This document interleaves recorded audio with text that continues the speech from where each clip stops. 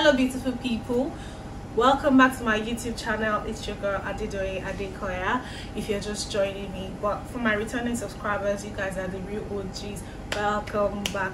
So I want to say a very big thank you to everybody for the love, for the support that I've received in my past videos that I uploaded. Thank you for watching, thank you for liking, thank you for always commenting. You know, there are a particular set of people that keeps dropping encouragement comments for me. I do not take it for granted. I see you all, thank you very much.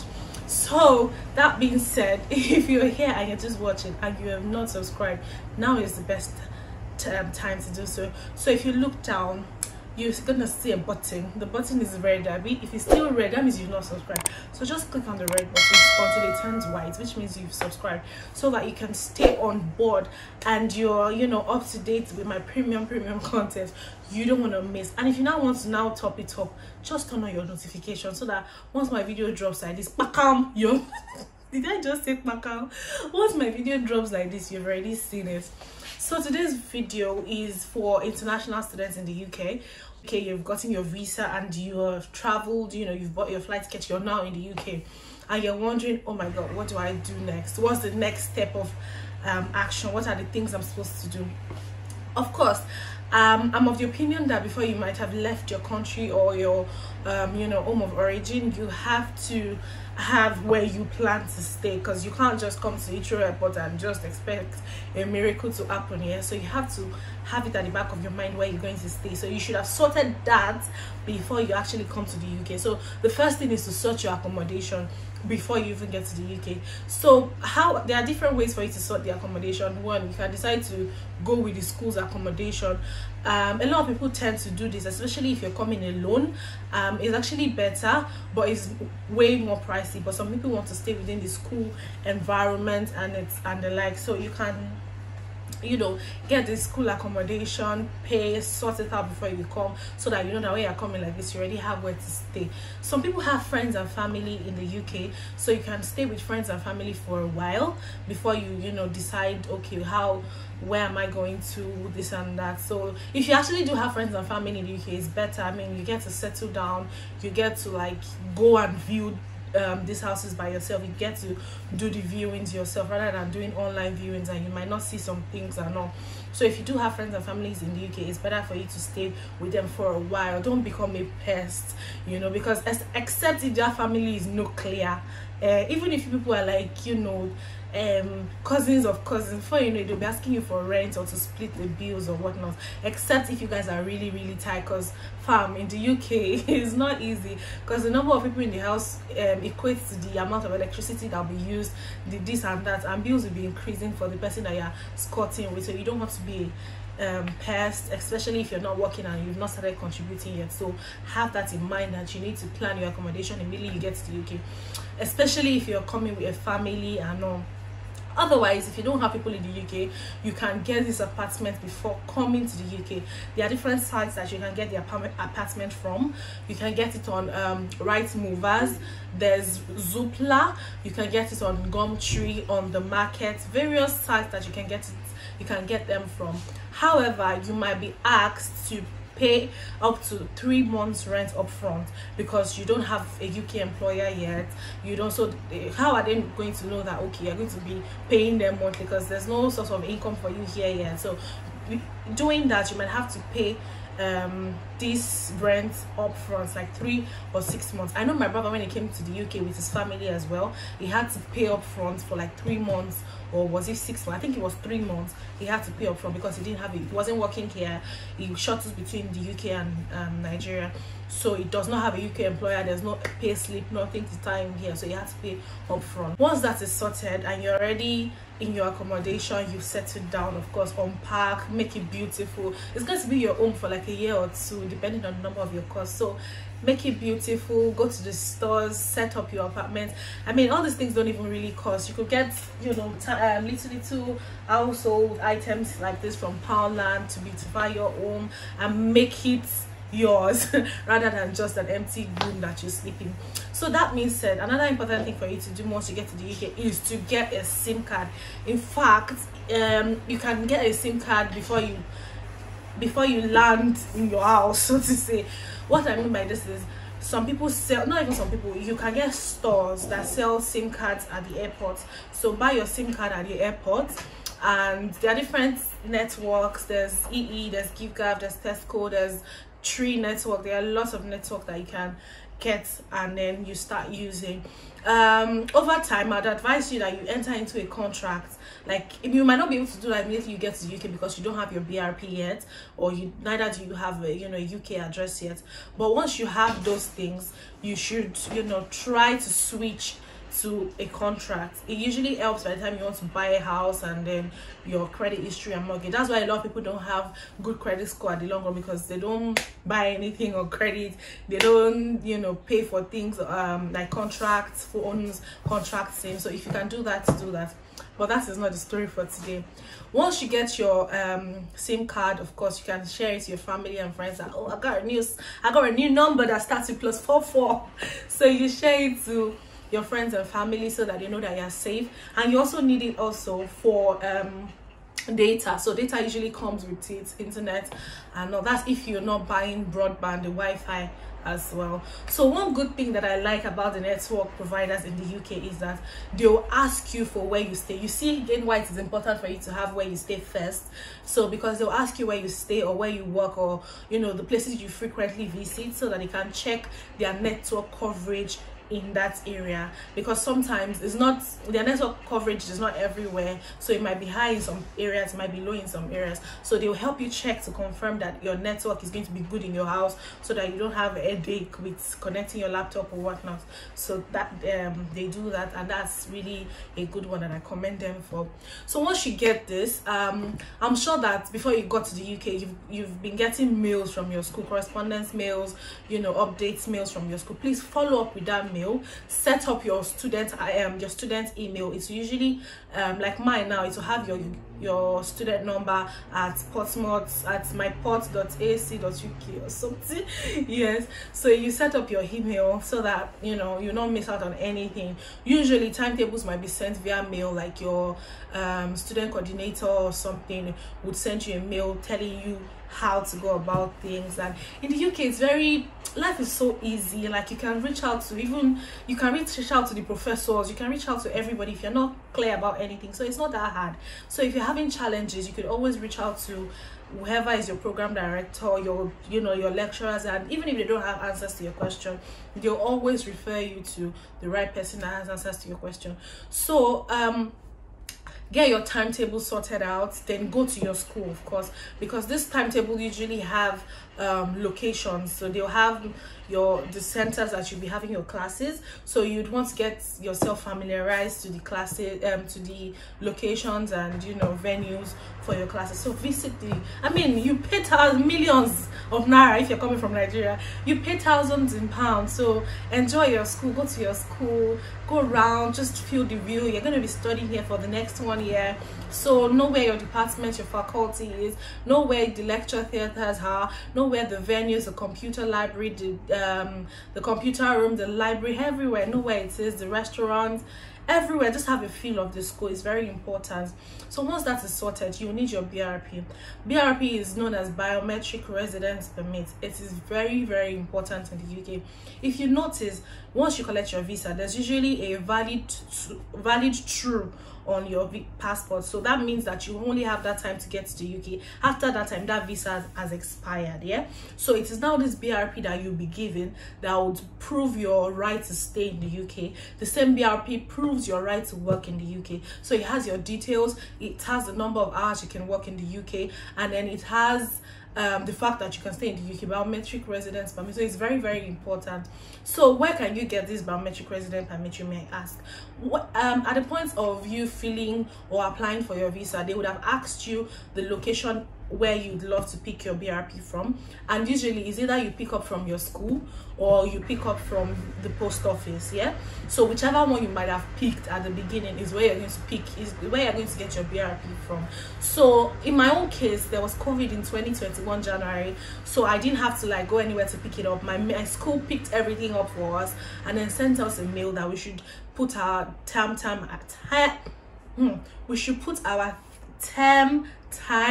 address. So that's the address that you're staying at that particular point in time. So they sent my BRP to me within days. But the reverse is the case now. COVID has been lifted. Everything is COVID has not been lifted, but like, you know, restrictions has been lifted, and people are going about their daily activities like there's nothing. So you would actually be going to classes. You have to go and pick up your BRP from where you say you're going to pick your BRP from. And in case you're confused as to where you have to pick your BRP from, the envelope that comes with your visa, when you open it, there's usually a letter there. So the letter underneath it, the letter has the address of where you have to pick your BRP from, and you are to pick your BRP 10 days in a period of 10 days after you have arrived in the UK. So that gives them the time to like process your BRP and the likes of it. Capish? Yeah.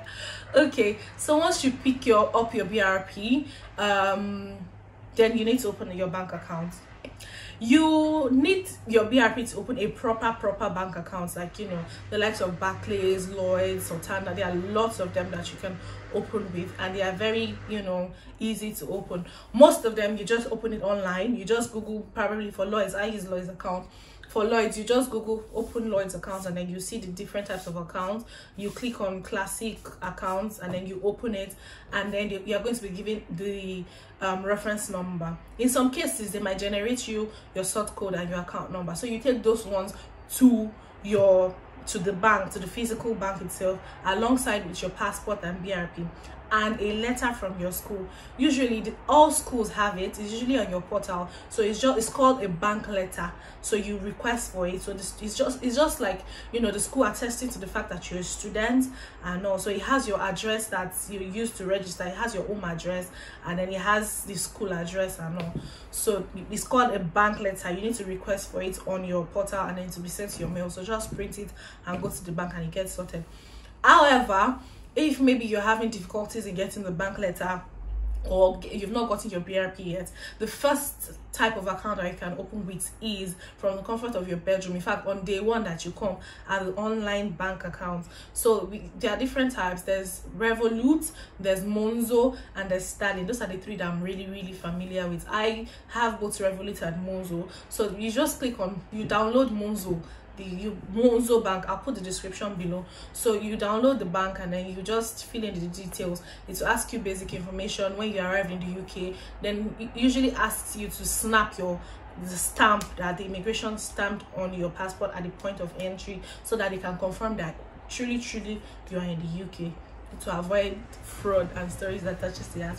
So when that is done, I mean, you've gotten you see why BRP is important, you see why getting a house address is important, and then getting a bank account is important. The next thing I would suggest for you to do is to start looking for a job. It's never too early to start looking for a job, especially if you're probably funding yourself, or maybe you have a partner that is with you that can work 24/7. So you have to start looking for a job. And since you have all these other documents already, it's going to be very easy, because every employer, by the time they send you the application pack, you usually see where they'll ask you for your bank account. And of course, you cannot be putting your local bank account in there. They're going to ask you for your phone number. They're going to ask you for your proof of address. And this proof of address is either you use rent as proof of address, or you use your statement from bank, because it usually has your address on it. So all these things are actually linked together. So once this is done, you start looking for a job. Like I said, you can try different websites. You can try Indeed.com, there's read.co.uk, there's Total Jobs, there's Glassdoor. Yeah, basically there's Guardian.com, I think. So I'll put some of the sites that I think that you can look for job in your area, or whatever, in your location. You can always put your postcode, and it will bring out jobs that are in your area, and you apply for them. And you know, getting job is it's not that difficult, trust me, if you're in a place that there are jobs. So yeah, there's that. Moving on, the next thing you need to do is to get your NIN, national insurance number. So it's actually also very important, because your employers would also always ask you for your NIN number, so you need to request for it. Things are changing now, yeah. So the way it was requested for 2 years ago is different from how it's done now. It's different from how I did mine. When I did mine, I just called them. There's a number for you to call, and then when you call them, they'll ask you, oh, what do you want? You tell them what you want, and they'll say why. You say because you want to work in the UK, and then they'll just say, okay, they'll collect your details, they'll now ask for your address and then send the form over to you in the period of a week or something, and then you fill it. Although my own did not come in like a week, it didn't the form didn't come until like 4 months or 5 months after, but it will still come. Yeah, but things have changed now. My friends that came last year, what they did was you just Google it, www.gov.uk, and then you search for apply for NI number, and it's just a form now, so you don't have to call anybody. So you fill the form, you put your address, and they will send the form to you in like few days. So it's actually very, very faster than how it was in my own time. I guess they've automated the process, so that actually makes sense. So after you have your NI number, you give your employer. It usually starts with S something something. So you give your employer, and you know, you move on with life and start earning the pound sterling. Okay, once you have done all this, the next thing for you to do is to, you know, register for a GP. It's very easy. So you just Google GPs near me or register for a GP near me on NHS website, and it will bring out the nearest GPs near you, and it's usually a form. You just apply and you get sorted. GP, sorry, GP is like hospital here, so that's what they call hospital, that we know as hospital. So they don't even call their hospitals. Their hospitals are called surgery. So you register to your nearest GP, also known as surgery, and it's just for them to have your details so that you can have your NHS number in case you need any medical attention in the future. They will always ask you, oh, do you know your NHS number? Do you know? So you need to register to your GP to generate your to have a healthcare record. So once that is done, you've already integrated yourself into the system. You are now a UK resident, so you need to now start, like, you know, did I mention that you should get your ID card as well? Sorry, try and get your ID card, your school ID card and your library card, because it actually helps you to, like, you know, have some discounts, like, you know, rail cards. You can get discounts, student discount for rail card, get discounts for your buses, and if your school has, you know, a school bus, you can enter the school bus for free or for a discount depending on what your school's policy is. So the student ID card and your library card is also very important. Also, of course, your library card, as the name implies, you need it to access the library, to access and borrow books. So once all this is sorted, like I said, you're already integrated into the system. Try and be accustoming, and you need to learn to use maps, Google Maps, else you're gonna lost. I'm not even joking. So you need to learn how to use your Google Maps, because if you're going to, for example, maybe if you start a new work and they give you your placement is somewhere you don't know, you have to put it on Google Map, and it's actually very easy if you just play around it. So you know that, okay, from stop this to this, you're entering this bus, from here to here you're going to trek for 10 minutes, and be ready to trek, except if you drive. Be prepared to trek. So because most of the allocations you just have to trek, you just trek. So be ready to trek as well. Make sure that you always have comfortable shoes from time to time. Okay, yeah, I think that's everything. If there's anything that you guys think that, if you're already in the UK and there's anything that you think that, oh, is important for people to know or to do once they get into the UK, please put it down in the comment section. If there's, I put up this video because it was a suggestion from people, as to, when I asked that, oh, what would you like me to talk about, and people suggested this, so that's why I'm bringing it to you guys. Keep suggesting more videos, more content, more ideas that you think that, oh, you'd benefit from and other people can benefit from, and I'll definitely make a video about them from time to time. Thank you very much for staying tuned. Thank you for watching till the end. I do not take you all for granted. Thank you so much. Don't forget to like, don't forget to subscribe if you haven't. Drop a comment please. I love reading you guys' comments, and you know that I reply everybody's comments here. So till you see again, I remain your girl, Adedoye Adekoya. Bye.